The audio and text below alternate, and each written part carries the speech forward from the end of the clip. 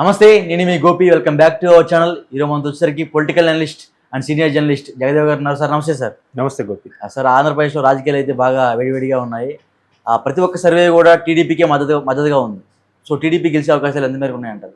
అంటే ఆ సర్వే ఆ రిపోర్ట్లు అన్నీ నిజమవుతాయంటారా? నిజమవుతాయా లేదా అనేది అనాలిసిస్ జోష్యం అంటారు, జోష్యం చెప్పారంటారు మనం సింపుల్గా. కానీ ఒక్కొక్క సర్వే వాళ్ళు అవలంబించే విధానం బట్టి కూడా ఉంటుంది. ఎట్లా అంటే ఒక సర్వే కొన్ని వేల మంది చేస్తారు, ఓ సర్వే లక్షల్లో చేస్తారు. అవును. ఇవన్నీ కూడా అగ్రిగేట్గా ప్రామాణికంగా తీసుకుంటారు. అయితే అభ్యర్థులు ప్రకటించిన తర్వాత పోలింగ్ తేదీ దగ్గర పడుతున్న కొద్దీ వచ్చే సర్వేల్లో ఉండే పస కొంచెం బలంగా ఉంటుందని నా అభిప్రాయం.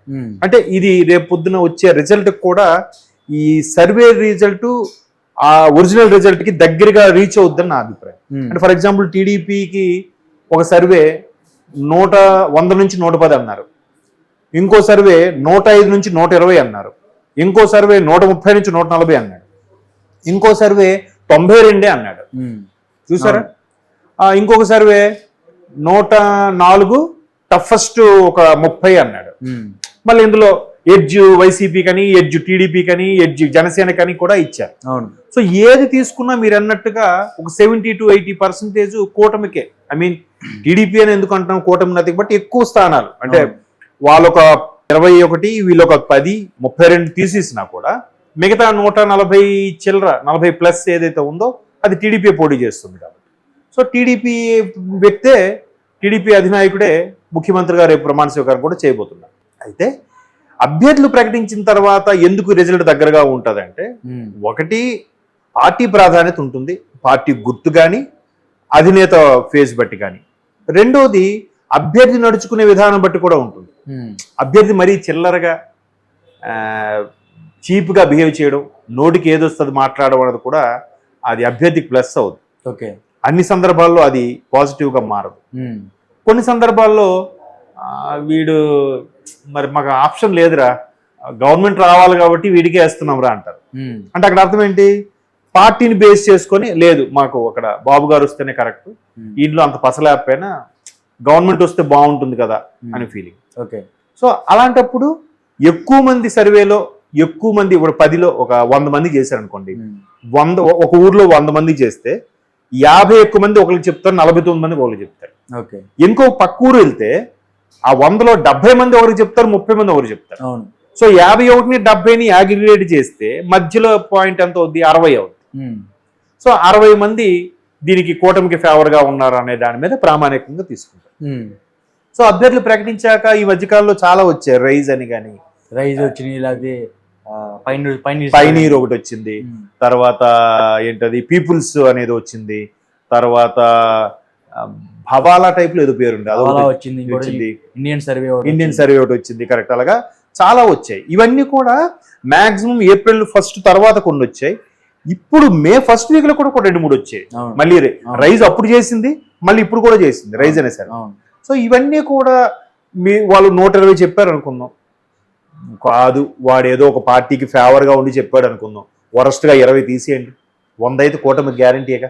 ప్రతిది కూడా ఏం చెప్తున్నారంటే 88 మ్యాజిక్ ఫిగర్, 175 కాబట్టి 88 మ్యాజిక్ ఫిగర్, 88 వస్తే చాలు కదా. సో మ్యాక్సిమం ఏమంటున్నారు, 100 వచ్చినా కూడా టఫెస్ట్ ప్లేస్ లో ఒక 30 నుంచి 40 ఉన్నాయి, ఎవరో చెప్పలేం అంటున్నారు. ఆ 30-40 కూడా అటు వెళ్ళిపోయినా వీళ్ళదే కదా ఫిగర్, కూటమికే వచ్చినట్టు కదా అలా చెప్తున్నారు. కానీ ఇప్పుడు మొన్న ఎవరో వాళ్ళు వైసీపీకి ఫేవర్ గా ఒకటి పెట్టారు లిస్ట్, అక్కడ అన్ని కూడా ఈ ఎడ్జ్లు వేవ్ లేదు, వైసీపీకే అన్ని 130, 140, కూటమికి 30-40, 30-40. నిజంగా అయితే ఎడ్జ్ అని ఒకటైనా ఉండాలా? ఎడ్జ్దే లేదు అసలు. మిత్రుడు ఎవడో స్టేటస్ లో పెట్టాడు, 10 పెడితే 10లో 10 వైసీపీకే ఉన్నాయి. అంటే నేనేమంటున్నా అంటే నమ్మేలా ఉండాలి కదా. ఇదే టీడీపీకి చెందిన ఒక వ్యక్తి పెట్టాడు మన స్టేటస్ లో, చక్కగా వాడు 7 టీడీపీకి ఫేవర్ గా ఉన్నాయి, 3 వైసీపీ ఫేవర్ గా ఉన్నట్టు పెట్టాడు. అది జెన్యునా కాదా? ఇది మరి 10 వైసీపీకి ఫేవర్ అంట, ఇది మరి అతిశయక్తిలా లేదు. సో అట్లాంటివి వచ్చినప్పుడు కొంచెం ఎటకారంగా అనిపిస్తుంది. మనలాంటి వాళ్ళు చూసి ఆహా ఇది మరీ చాలా భజనగాడిలా ఉన్నాడు రా అనుకుంటాం, అంతే కదా. కాబట్టి అభ్యర్థులు ప్రకటించాక కొన్ని ఇన్సిడెంట్స్ అవుతున్న కొద్దీ మారిపోతూ ఉంటాయి సమీకరణాలు.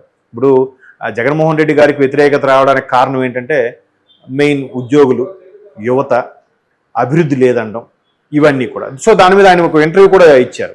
ఇది అభివృద్ధి కాదా, ఇది అభివృద్ధి, ప్రతిసారి ఆ ఫిషింగ్ హార్బర్ల గురించి చెప్తున్నారు తప్ప వేరే అభివృద్ధి ఏముంది? అసలు ఎడ్జ్లో ఉన్నవి ఏంటి? పోలవరం, అది ఇంకో 30% అయితే ఇప్పటికి అయిపోయేదిగా. అనిల్ కుమార్ యాదవ్ గారు ఉన్నప్పుడు సభాముఖంగా ఏం చెప్పాడు ఆయన? We will do it, will finish it on December 2021 అన్నారు. 6%. అది ఎంత ట్రోల్ అయింది మీరు చూసారు. 2021 డిసెంబర్కి అయిపోతున్నారు. నా దృష్టి ఇంకా 2021 రాలేదేమో, ఇది 24 కదా, దీని తర్వాత 21 ఏమో వాళ్ళ దృష్టిలో. మరి అంత ఎటకారమే కదా. చేస్తే ఎంత, ఇప్పుడు ఈ వర్షాలు లేనందుకు, నీరు కటకట అయినందుకు అది పూర్తయింటే ఎంతమంది లబ్ధి పొందేవారు? ఇటు తెలంగాణలో కూడా ఖమ్మము, మనుగూరు బార్డర్లో ఉండే వాళ్ళందరూ కూడా అది లబ్ధి చేకూరేదే కదా. లక్షల ఎకరాలకు నీరు మెయిన్ తాగడానికి ఎంత ఇబ్బంది పడిపోతున్నారు, ఎంత చక్కగా ఉండేది. కేవలం అమ్మ ఆడి చేసింది ఆడి పేరు వచ్చేస్తుంది. ఇక్కడ ప్రజలు పోతున్నారు చిన్న ఇది. ఎంత దారుణమైన స్వార్థమా. పోనీ నువ్వు ఓపెన్ చేసి నీ పేరు పెట్టేసుకో దాని మీద, లేదా మీ తండ్రి పేరు పెట్టేసుకో, పోలవరం పేరు తీసి రాజశేఖర రెడ్డి ప్రాజెక్ట్ అని పెట్టేసుకో. ఎవరు వద్దన్నారా? ప్రజలకు నీరు కదా అందడం. అది కూడా చేయలేదు. ఎక్కడికక్కడ వదిలేసి ఇప్పుడు ఆ గుమ్మాలు కొట్టేసి, ఆ ప్రజా దర్బార్ ఏదో అది కొట్టేసి అవసరం ఏముంది? మళ్ళీ అన్నప్పుడు హైకోర్టు కూడా కొట్టేయాల్సింది, టచ్ చేయలేదు సార్, సెక్రటేరియట్ కూడా కొట్టేయాల్సింది. ఎందుకు కొట్టలేదు? పోనీ మీకు ఇష్టం లేదు, మీరు అసలు ఎందుకు తాడేపల్లిలో స్టే చేశారు? వైజాగ్లో స్టే చేయొచ్చు కదా. మీరు తలుచుకుంటే ఎంతసేపు అండి? నెక్స్ట్ నుంచి అదే చేస్తారంట. ఈ 5 ఏళ్ళు అబ్బా అంటే ఇంకో 5 ఏళ్ళకు ఛాన్స్ కోసమా? ఈ 5 ఏళ్ళు ఒక అద్దెలు తీసుకుని ఉండలేడు ఆయన? ఆయన తలుచుకుంటే 6 నెలల్లో కట్టలేరా? ఇప్పుడు ఏదో ఒక రూమర్ కూడా ఉంది, వైజాగ్ బీచ్ రోడ్ లో ఒక మంచి హోటల్ పేరు అనవసరం, ఆ హోటల్ మీద కన్నుపడింది, అది కబ్జా చేసేసారు అన్నట్టు కూడా వార్తలు వస్తున్నాయి. ఎంతవరకు వాస్తవమో తెలియదు. మరి దాంట్లో ఉండండి వెళ్ళి. ఇవన్నీ కూడా సామాన్యులకు తెలియకపోవచ్చు. ఇప్పుడు మొన్న కూడా పెన్షన్స్ ఉన్నాయి. చంద్రబాబు గారికి ఎలక్షన్ కమిషన్ లేఖ రాయడం వల్ల పెన్షన్లు ఆగిపోయాయంట. అన్నిటికీ ఇప్పుడు చూడండి, మీరు ఆయన ఏ సభలో మాట్లాడినా కూడా చంద్రబాబు ఇలా చేశాడు లే చెప్పండి అని అంటున్నారు. మీరు గడిచిన 5 ఏళ్ళు ఎవరిది కదా? మరి మీకే నవ్వు వస్తుంది కదా, లే చెప్పండి నేను చేతిలో పడ్డానంటే. ఈ 5 ఏళ్ళు ప్రభుత్వం ఏం లేదా? చంద్రబాబు గారి ప్రభుత్వమా? అక్కడ వచ్చిన వాళ్ళు చేతులు ఉప్పే వాళ్ళు కూడా డబ్బులు తీసుకొని వచ్చారో లేకపోతే ఒకసారి ఆలోచించుకుంటే అవునా కాదని తెలుస్తుంది కదా. ఇంకా వాళ్ళ విజ్ఞతగా వదిలేయాలి అంతే. ఓకే. కాబట్టి ఈ సర్వేలు మ్యాక్సిమం మీరు అన్నట్టు 70-80% ఉన్నాయి. కాబట్టి మీరు అన్నట్టు మ్యాజిక్ ఫిగర్ 90-92 వచ్చినా గవర్నమెంట్ ఫామేగా.